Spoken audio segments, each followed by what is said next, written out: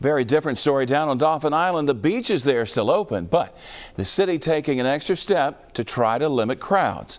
Lee Peck down on the island tonight, and Lee, city officials there have closed public parking lots next to those beach access areas, right?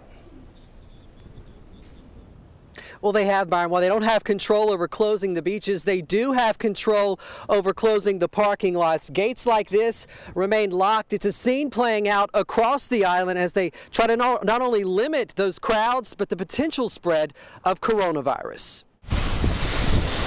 The beaches on Dauphin Island remain open, but parking just beyond the sand is closed. City officials shutting it down all across the island. Not an easy decision, but one they hope will keep the crowds down to a minimum. You know, obviously those are areas that are prone to bringing people together in one close proximity. On one hand, I think being outside is a good thing, but if we're outside and we're still uptight with other people, that's going to be problematic. It appears to be working and not an inconvenience for these beachgoers. I like it with there not being a whole lot of people. It doesn't really bother me. We brought stuff with us and it's kind of nice, kind of getting away a little bit. I mean, I think it's great that they're shutting down the parking lots to keep the crowds to an absolute minimum. You know, we're lucky enough that we can just walk down from where we're staying.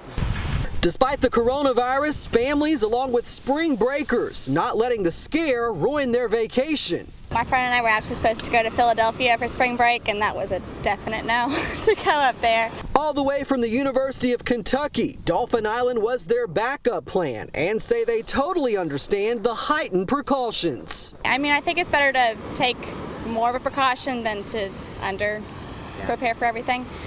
With so much uncertainty surrounding COVID-19, Alabama's Sunset capital doing what it can to get some sort of control over an ever-changing situation. You know, we're hoping that Dauphin Island can be part of the overall solution to this matter and not add to the problem. And so I think we need to roll up our sleeves, we need to work together as a people and in a region and do the best we can do to make sure that this thing goes away sooner than later.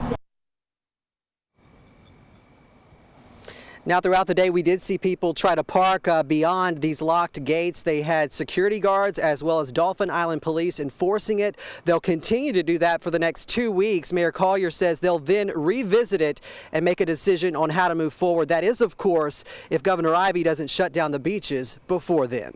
Reporting live tonight on Dauphin Island, Lee Peck, Fox 10 News.